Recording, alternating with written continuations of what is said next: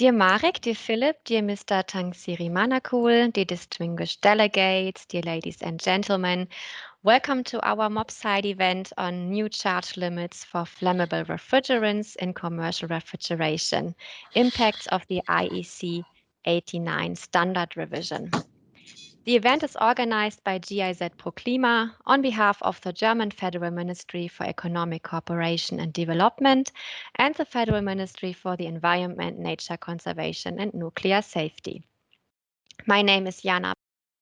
I'm Communications Advisor at GIZ Proklima, and I have the pleasure to moderate this event. The importance of large-scale refrigeration becomes nowadays clearer than ever. Just recently, international media drew attention to a further challenge in the COVID-19 pandemic. It's cooling. The title of a New York Times article was "How to Ship a Vaccine at -80 degrees and Other Obstacles in the COVID Fight." Pharma companies are working on a safe and effective vaccine. Leading logistics companies worldwide are trying to meet the challenge of cooling.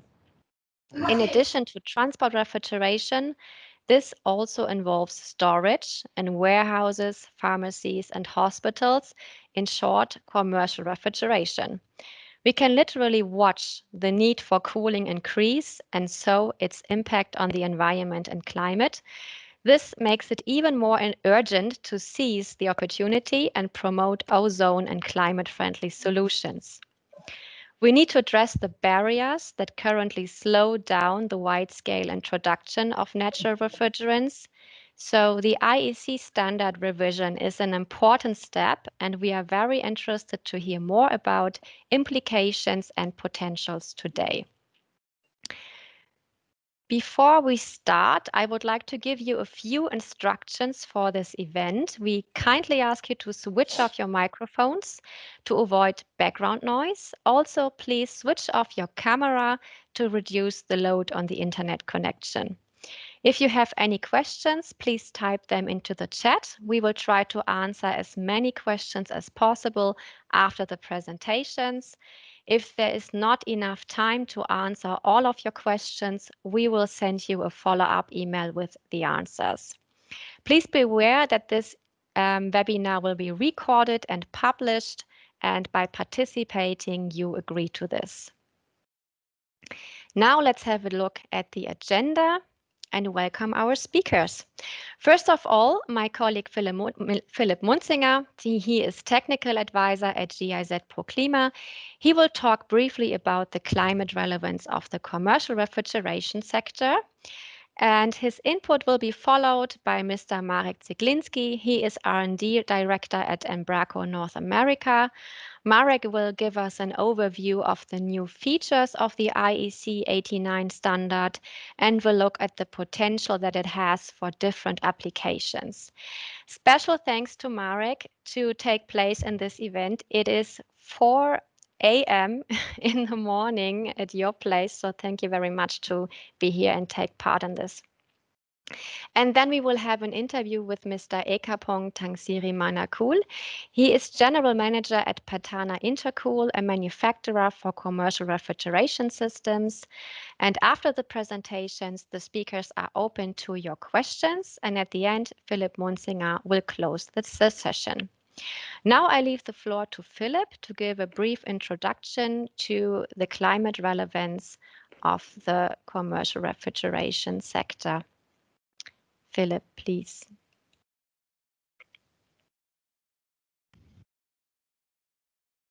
Thank you, Jana, and also from my side, good morning or good afternoon, wherever you're placed at the moment. I hope you're all doing well in these extraordinary times, and I hope you will enjoy this session, this today's session.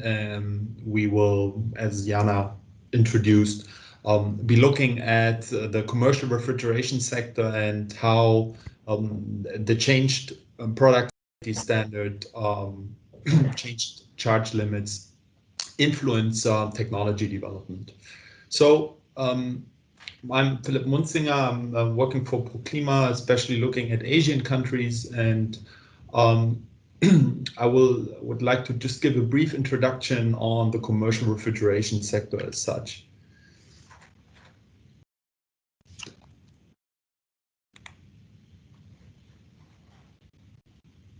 Just need to move my slide.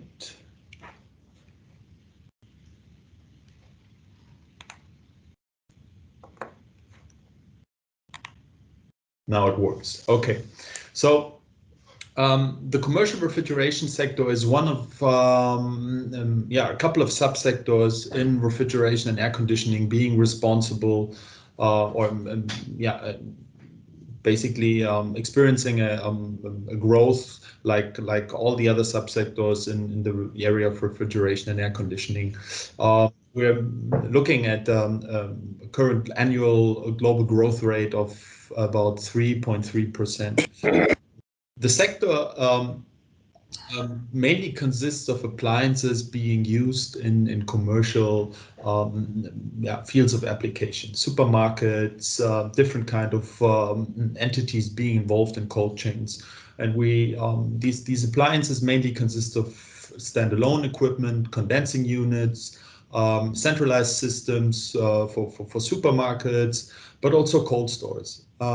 And Marek will give you a more detailed overview on these different applications and the implication of the new safety standard.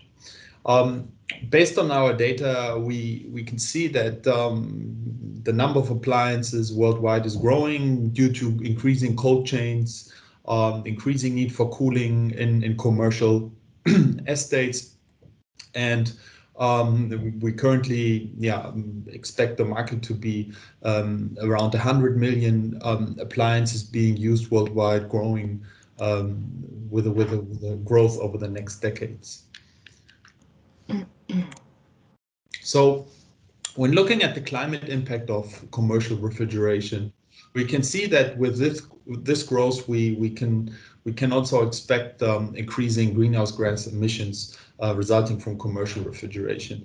That is on one side due to the increasing energy demand, which is still fossil fuel based to a large extent, being used for different refrigeration appliances. But on the other side, still a significant share of climate damaging F-gas based substances such as HCFCs, but mainly in this sector, HFCs.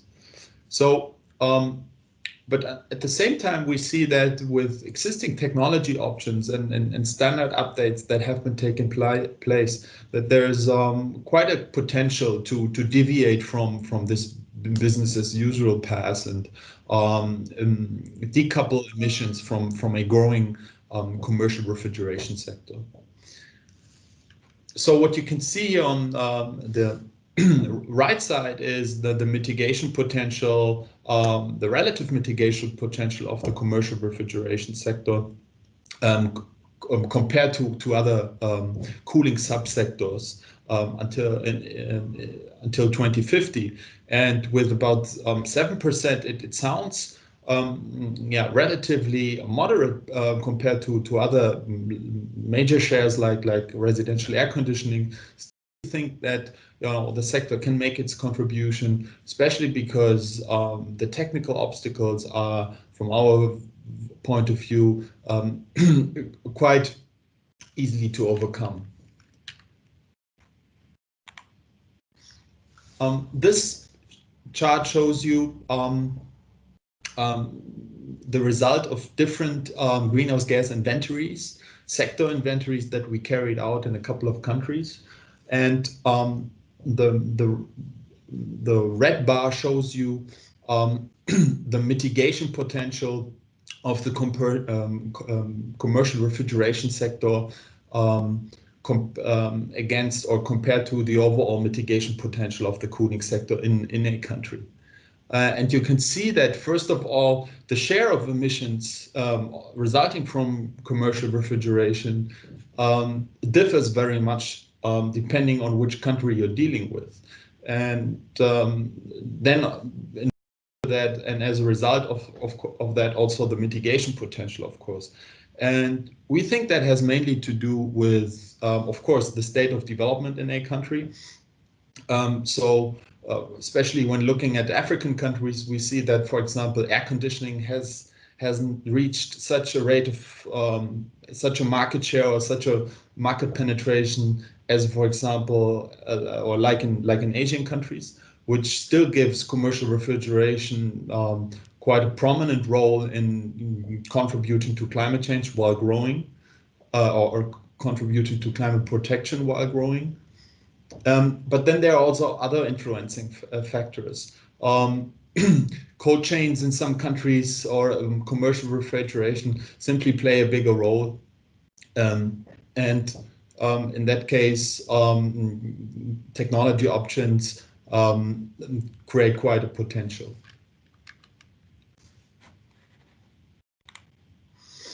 So with this introduction, I would like to finish this introduction of the sector with the work that Proklima has done and is currently been carrying out in the area of commercial refrigeration.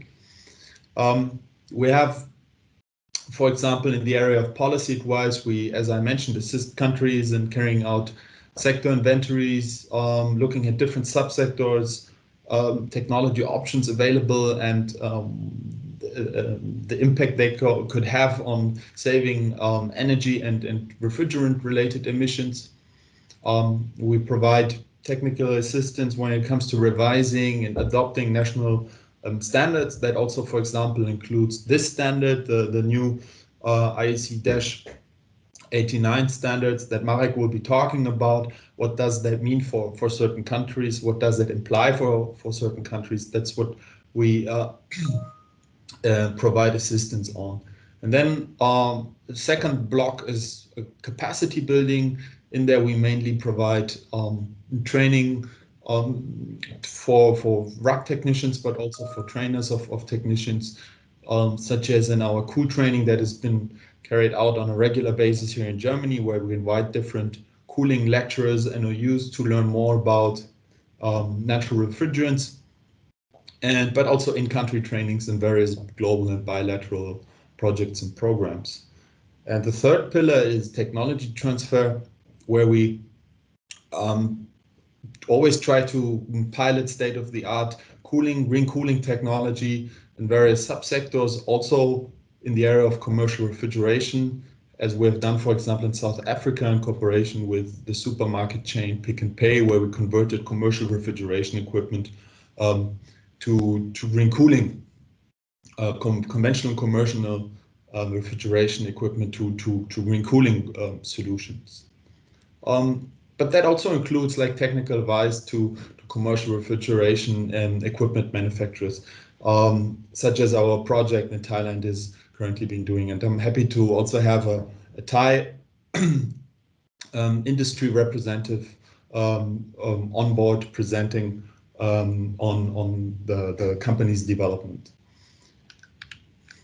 With this, I would like to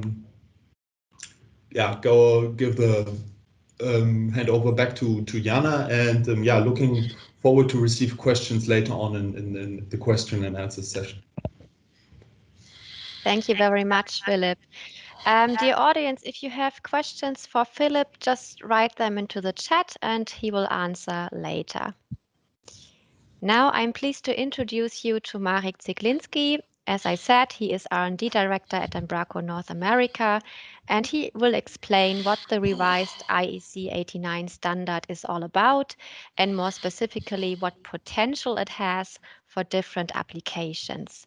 Marek, please, the stage is yours. Good morning, good afternoon. I thank GIZ for inviting me for this webinar.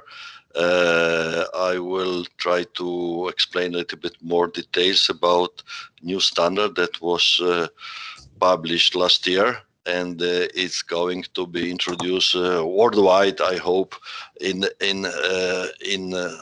let me say next year or in let me say a short time from now. Okay, so let's go to the first slide. I'm working with Embraco. Embraco is part of the NIDE Global Appliance Corporation.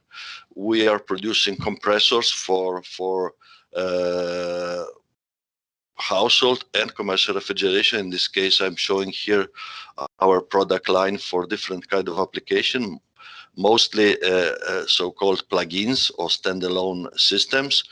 But as you can see also the medical equipment. So we are now under quite huge pressure because of medical devices that are requiring quite low temperatures. So there are specific products dedicated to this segment of the market. Working embargo, but you can go to the next slide. I am also the chair of the 61C subcommittee of IEC that was in charge of developing this new standard for commercial refrigeration. Last year, in mid of last year, finally we were able to approve this new standard to deal basically with flammable refrigerant. As you know, with trying to reduce the greenhouse emissions impact, the main choice specifically in commercial refrigeration in plug-in systems is to use flammable refrigerants. So the 61C put together a working group that started working in 2014. So basically starting from 2015, the working group that was, let me say, composed by participants of main, let me say, industrial players in this market, work to develop a standard that will allow safe use of flammable refrigerants in commercial type of applications. It's important to say that IEC product standard are, let me say, dealing with specific products size. So there are general safety standard like ISO 5149, for example, or in US ASHRAE 15. They are dealing with much larger scope of application, not only standalone systems like those covered by 89 standard, but in general all the, let me say, refrigeration segment in general. So IEC product standard are dealing with specific type of products. I will talk a little bit more in detail about which products are covered by this 89 standard. So as I said, last year IEC standard was published, and with some difficulties, but anyway, it's now a valid standard. So please go to the next slide. What is the main point of this new standard edition? That the maximum charge of flammable refrigerant was increased from 150 grams, that was the previous limit, to the limit of 13 times LFL. LFL is low flammability level of the substance, but not more than 1.2 kilo. There was a specific reason of this because 13 times LFL, as you can see in this table, in case of propane means almost half a kilo, 500 grams. In with A12 refrigerants, this 13 times LFL was around 4 kilos, but the group at the time decided to limit to 1.2 because in theory with 1.2 kilos of A12 kind of refrigerant is possible to, let me say, have the same size of equipment in terms of cooling capacity like 500 grams. The activity in my IEC group is still in progress to modify this limit, but let's see what will come out in next months or years. So one important thing, the commercialized maker that was before in different standard now is part of this new edition.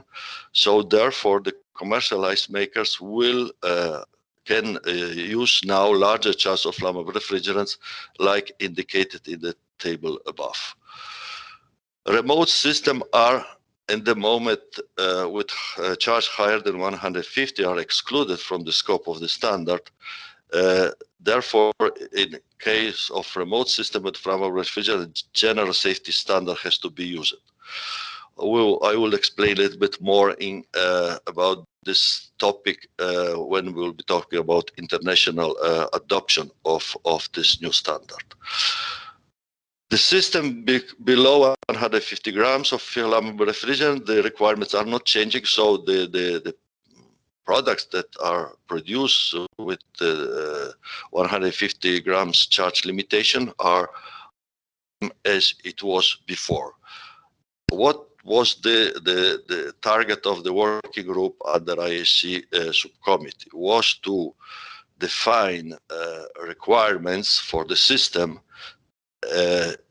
increase the charge of the refrigerant, but keep the safety level the same of 150 grams. As you know, 150 grams is, let me say, historical limit that I think was defined in early 90s for household refrigeration. Okay, and so in more than 20 years, with millions of applications on the market, absolutely good safety record. So 150 grams is really considered safe charge, considering flammable refrigerant. So this new limits are supposed, with additional requirements we have, supposed to keep the safety level as it was with 150 grams. Can you go ahead with the slide? So what are the, let me say, main new requirements for the systems with the charge above 150 grams? First of all, the refrigeration circuit has to be hermetically sealed. So there's no, let me say, connections different from so-called defined hermetically sealed allow it. All the refrigerant containing parts has to be protected, so not accessible. So in case of any transportation or movement of the equipment, the refrigerant circuit cannot be damaged. Appliance has to go through the vibration and resonance test. So we have to demonstrate why adoption of the standard that the tubing and elements containing the refrigerant will not resonate and potentially break. And as a last requirement here is to avoid the stagnation in case of leak, there is a minimum room area in function of the charge of each system that has to be visibly marked on the appliance. So this is a new symbol that was introduced for systems containing more than 150 grams of refrigerant, with some exceptions for A2L refrigerants. I go to the next one.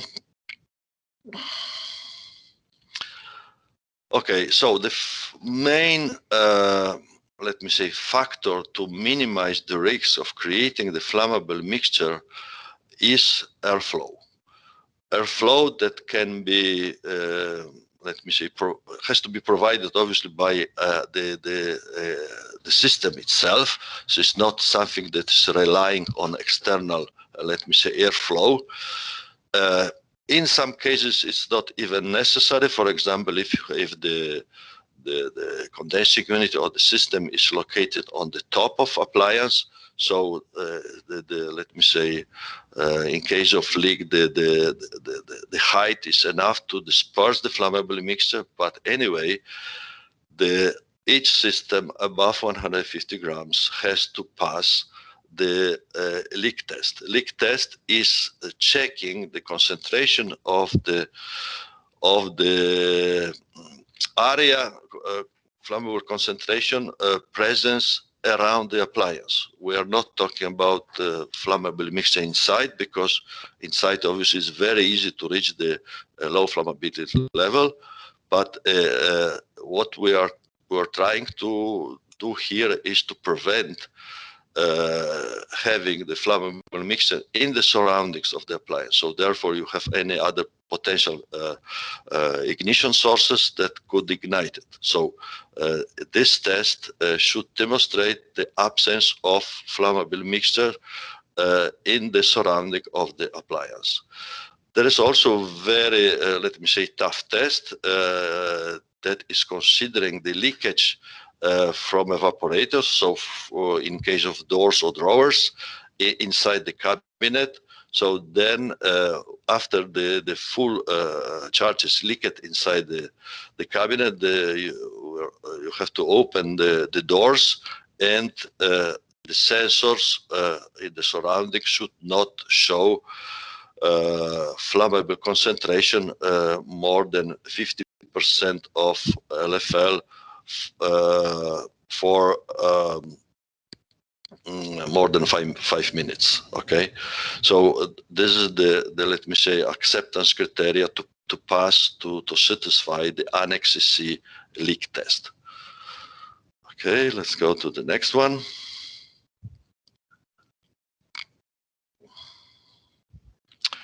Now, this new standard is internationally valid. So basically, most of the countries in the world can use it already.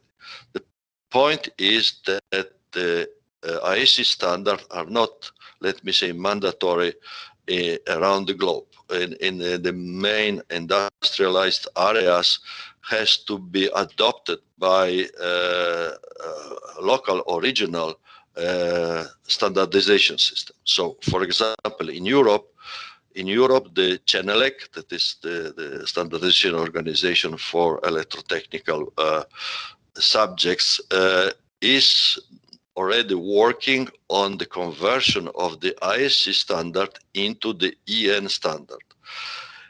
It is important because EN standard, and in this case the DES 89 standard, is so-called harmonized standard that if satisfied is basically demonstrating the conformity to the European directives, and in this case to the machine directive. Now there was a first vote on the standard this year. There are several comments coming from the European Commission, and we are expecting the solution of those comments in this month. So the target for the final vote to have the new standard adopted in Europe is March next year. Canada is hardly working to adopt the IEC standard concepts in US, or let me say North American legislation. Under CANINA organization, that is Canada and US standardization body, the working group 12 already prepared the proposal for the UL and CSA version of the IEC standard. The American version, let me say, of the standard is going to be much broader. That is the original version of the standard, because we'll extend the standard also to a remote system that for the moment in IEC are not covered, and this will be a main difference to IEC. There are also some more limitations. For example, the charge limit for the closed cabinet will be not 13 times LFL, but 8 times LFL. That is quite reasonable because, as I said before, the leak test of considering the door opening is quite tough to pass. And also it's reasonable because closed cabinets normally needs much less refrigerant charge. So I think the American, let me say, version of the standard is quite reasonable from this point of view. New Zealand and Australia has already published the new standard edition in July this year. So in New Zealand, Australia, the manufacturer can already start approving their systems with the increased charge limits. Japan, there is a working group under JRI organization. The original, let me say, target to publish Japanese version of the standard was still this year, but I have no any news from that country. So I hope next year Japan will publish their version with obviously some deviation, local deviation, but probably very similar what is, let me say, planned to have in US and in Canada version of the standard. Let's go to the next one.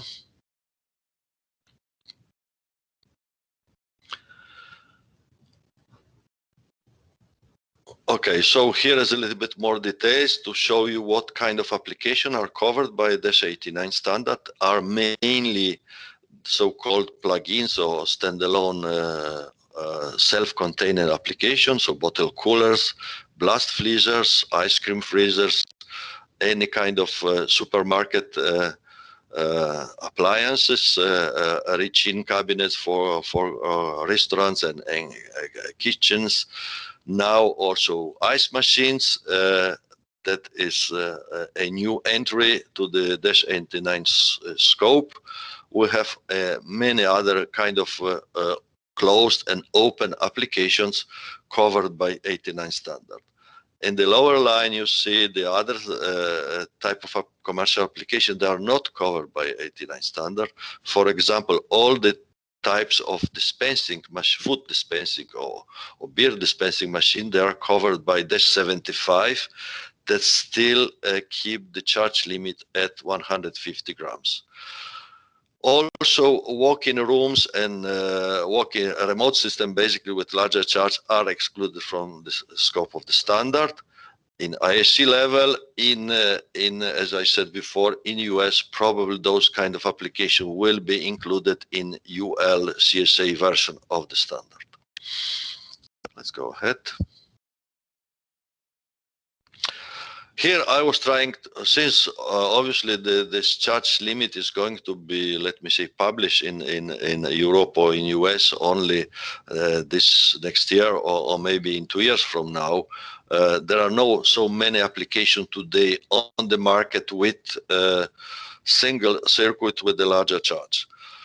What I'm showing here is just hypothetical application of a larger charge system. And in this case, here is the low temp type of application. So you can see a vertical freezer with 3 doors that today is using 2 separate circuits to make the job. So if we consider only one circuit, this will have around 300 grams in the single circuit. And in the horizontal axis, you can see the power in watts of the compressor you will use in this case.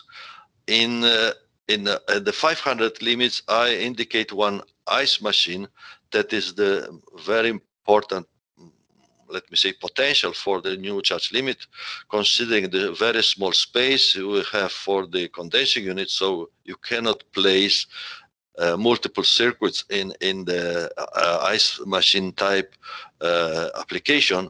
So today with 150 grams limit, it's possible to reach with linear type of ice machines around 500 kilos a day of ice. So you can imagine with this new limit, we are going to 1,500 kilos a day. So it's very, very important for ice machine industry, this new charge limit, because allow them to produce basic whole their product line with one circuit. The next one, next slide, please, is showing the medium temp applications. Those system I'm showing, the upper one today was using 4 separate circuits with 150 grams. Okay, that is one option. I will discuss a little bit more about this, let me say, multiple or single circuit solutions. So in case of this open regime for supermarkets that today is using 4 separate circuits, in case of one circuit, we need the compressor of around 3000 watts cooling capacity in medium temp. The other one, the closed cabinet with positive medium temperature, today is using two circuits of 114 grams charge. In case the manufacturer decide to use single circuit, that will contain around 250 grams instead of 114 circuits. So there is this dilemma. Let's go to the next one. Using of multi-circuit with 150 grams max, or to use the single circuit with 500 max. I'm saying here about propane. Obviously, this single circuit can be done also with A2Ls with 1.2 kilos limits in case of IEC standard. Let's see how will be the limit in the US, for example, probably will be larger. So there are several positive sides of using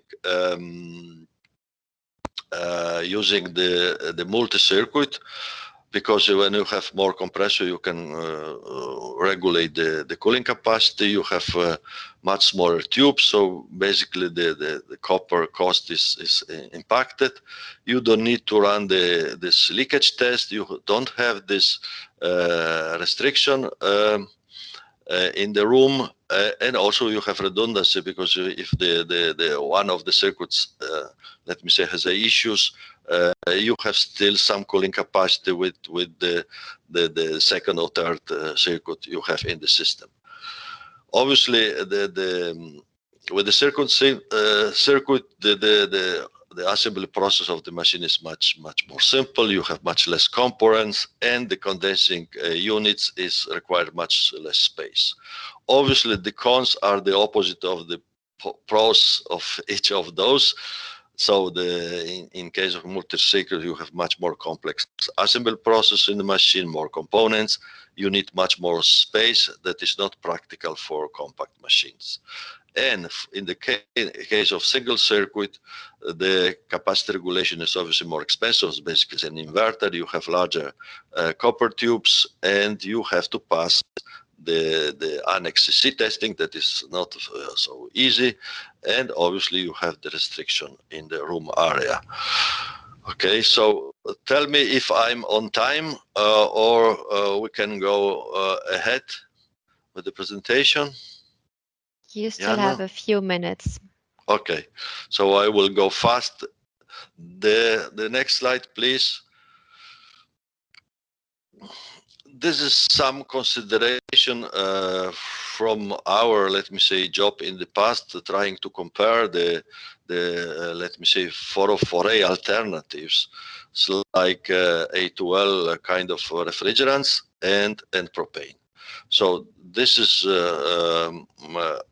work that was done under the EHRI project in 2016, trying to evaluate potential, let me say, alternatives at low GWP for replacing 404A.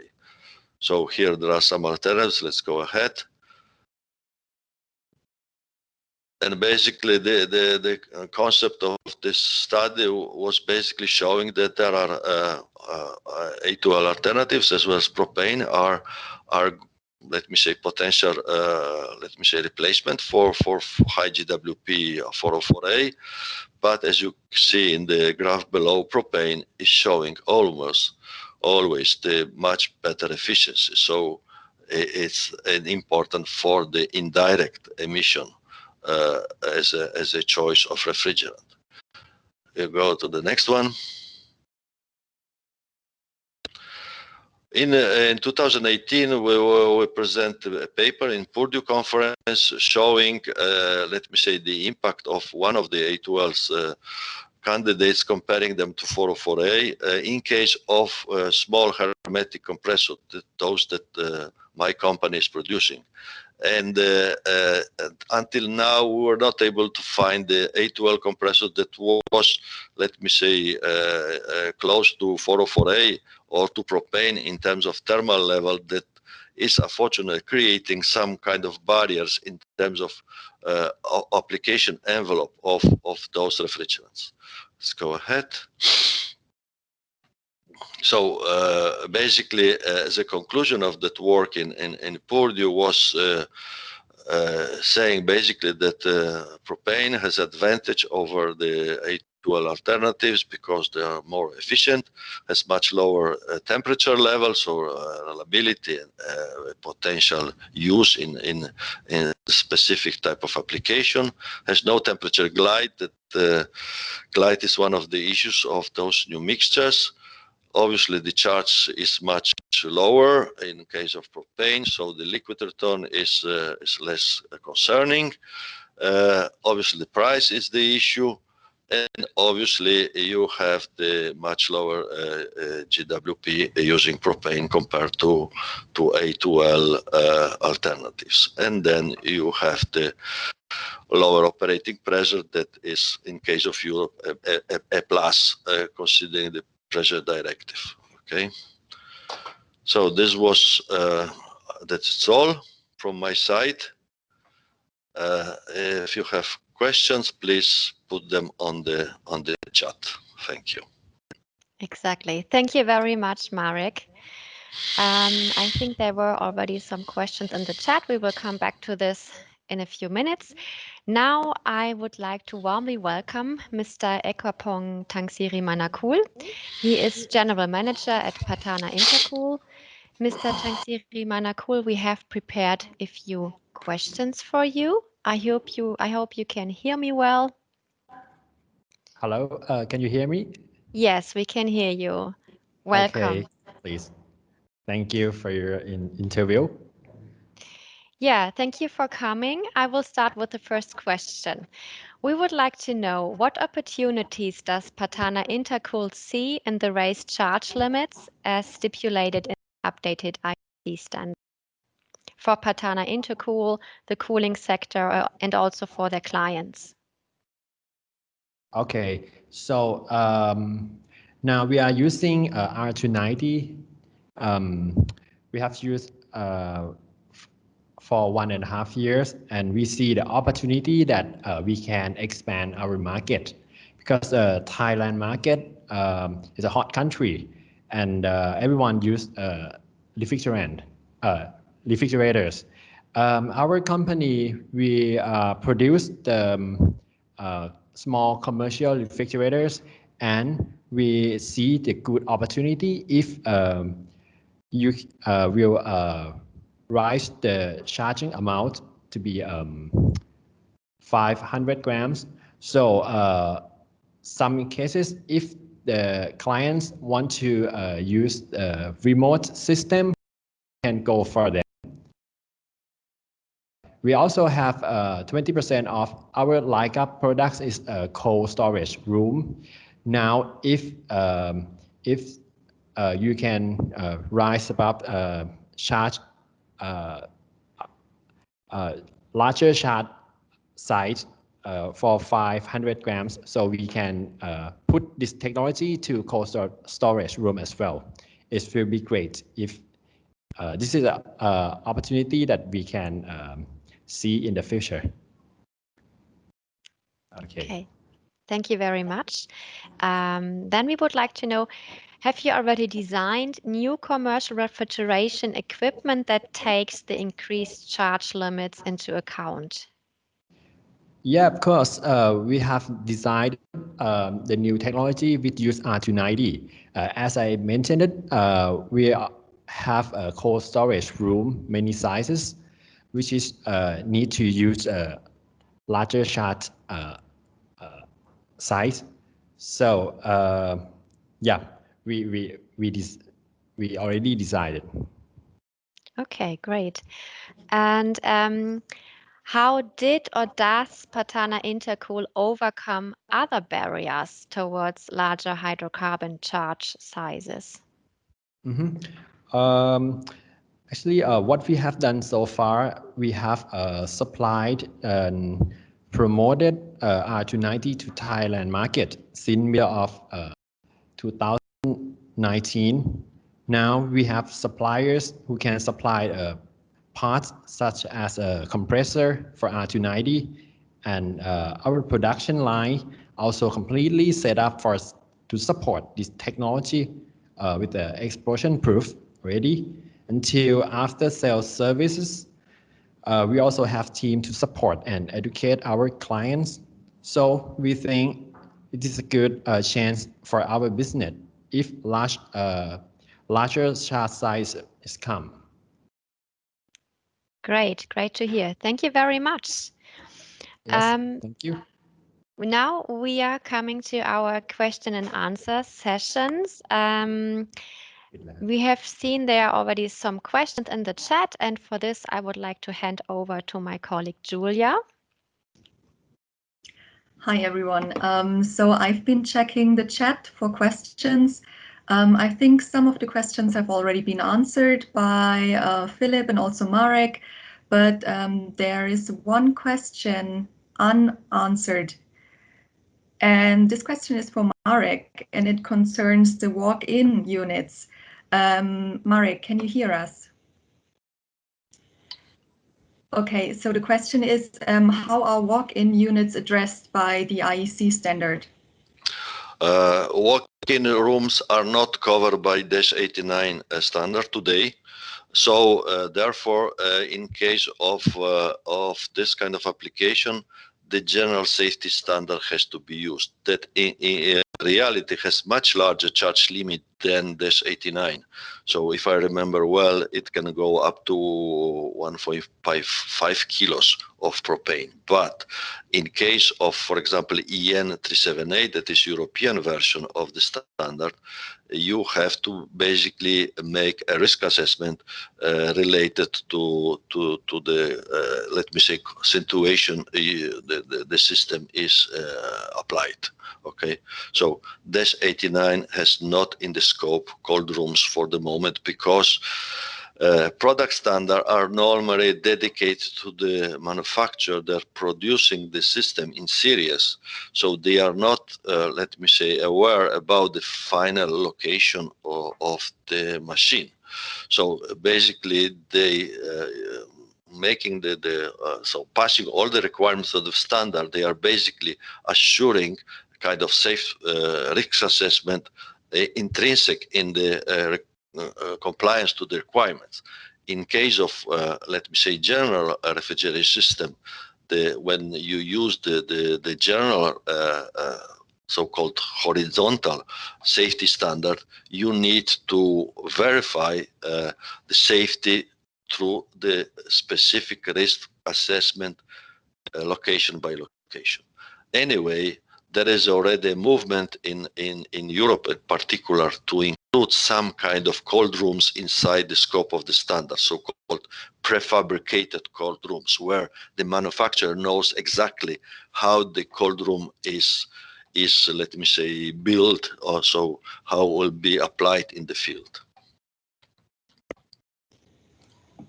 Thanks a lot, Marek. Henry, I hope that answered your question. And we have another question for you, Marek. And lengthy and challenging process of approving the IEC standard, which took you about 4 years. And what were the sticky points? I think the main discussion was about the A2L limits, so the A2L kind of refrigerant, but today the working group 4 is still working. There's several, let me say, studies that was performed, particularly in the US, to include much larger charge of A2L in the future, let me say, amendment of this the standard.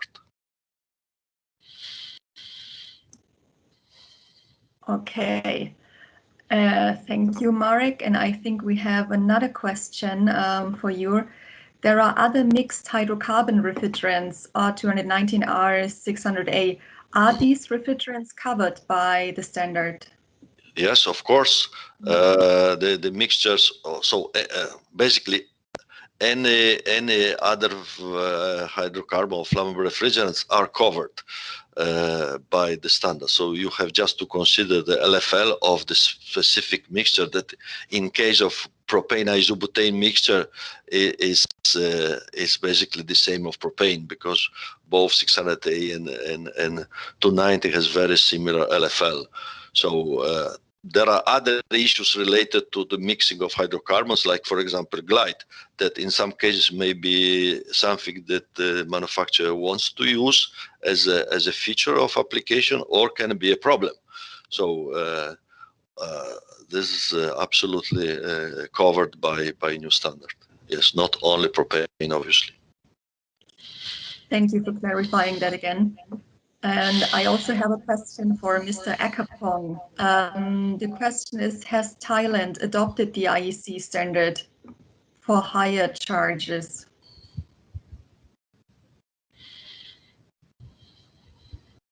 Mr. Akapong, I don't know if you can hear us. I think you still have to unmute yourself. Perfect. Hello, Julia. Yes. Can you repeat the question again, please? Of course. The question is, has Thailand adopted the IEC standard for commercial refrigeration units for higher charge? Okay. Actually, I'm not sure that Thailand is adopt this standard or not, but we will update, and if there is any updates, so we will follow the standard. Okay, thanks a lot, Mr. Akapong. And I think for now there are no more questions. I will give you maybe 1 to 2 minutes if there's something coming to your mind which you want to ask right now. In any case, you're also very much welcome to send us any more questions via mail, and we will try to answer them and also send you a follow-up, including the presentation, the recording, and a summary of the discussion. All right. Julia, I'm not sure, have you already asked the question regarding the refrigeration can be directly or indirectly? No, I can't see it at the moment. Could you just read it out? There's a question asking, with this new limit, a charge limit, the refrigeration can be directly or indirectly? No, I think here, if I understand correctly, the question is talking about so-called direct system or indirect system. Direct system are those where the refrigerant can leak in occupied space, and indirect when you have the intermediate fluid. Okay, so obviously the indirect systems are not covered by this specific standard. This standard is normally working with potential of refrigerant release in occupied space. So it's a really direct system. Okay, thank you. And there's one last question. When will the charge increase happen in IEC 40 standard? I'm also part of the 61D subcommittee that is taking care of air conditioning. Now the new proposal of the this 40 edition is in the CD, was already voted in CDV. So it's now under a solution of comments. If my understanding, there is no change in the charge limits in this 40, but there is other, let me say, changes that will allow much larger use of hydrocarbons or flammable refrigerants in air conditioning applications. Yeah. Okay, thank you very much. It seems like there are no other questions left. So Yeah, thank you for answering all these questions, for taking your time. Now I would just like to ask you for a little favor, dear participants. We would be very grateful if you could evaluate our event. For this, you find a link in the chat. Just click on this. It only takes 2 minutes, and for us, it's very helpful to develop our upcoming events. And now I leave the floor to Philipp Munzinger for the closing words. Thank you, Jana, and a special thanks to Marek and Ekapong for their inputs. I think it's always good to get insights on one side how what are implications on standard updates from standard experts being involved in standard development, but then on the other side, hearing from practitioners, hearing from the industry how standard developments or standard updates are then taken into account when building, designing, and producing new equipment. For us as Proklima, we think that supporting standard development, updating technical product standards is quite crucial, is quite essential. These are international norms and are basically the reference for many countries, many companies, many industries to basically develop safe and efficient refrigeration and air conditioning equipment. And I'm glad to see that now we have an updated 89-89 standard which will also push development in the area of commercial refrigeration. And we're also looking forward to updates on agreed updates on the air conditioning IEC standard, the -40 standard. So I think those developments are important, especially for the decades to come, and the implementation of the Kigali amendments, technical safety standards, reflecting latest technology developments with view to low GWP refrigerants are really important and are really the backbone for technology progress in many countries in implementing the objectives of the Kigali Amendment. So I hope this event was useful and inspiring. Hope we were able to shed some more light into commercial refrigeration safety standardization, and we will share the presentation, and we'll definitely keep on working on this topic, and we'll keep on updating you over the next month and years on this topic. That's all from my side. I wish you all a good remaining day, and stay healthy and a good pre-Christmas time. Thank you. Thank you, Philipp. Thank you very much to all speakers and to the audience. If you have questions, please feel free to get in touch with us. Follow us on Twitter, visit our website, and subscribe to our newsletter. We wish you a nice day and a beautiful end of the year. Stay cool and healthy. Goodbye. Thank you very much. Thank you. Bye. Bye. Bye.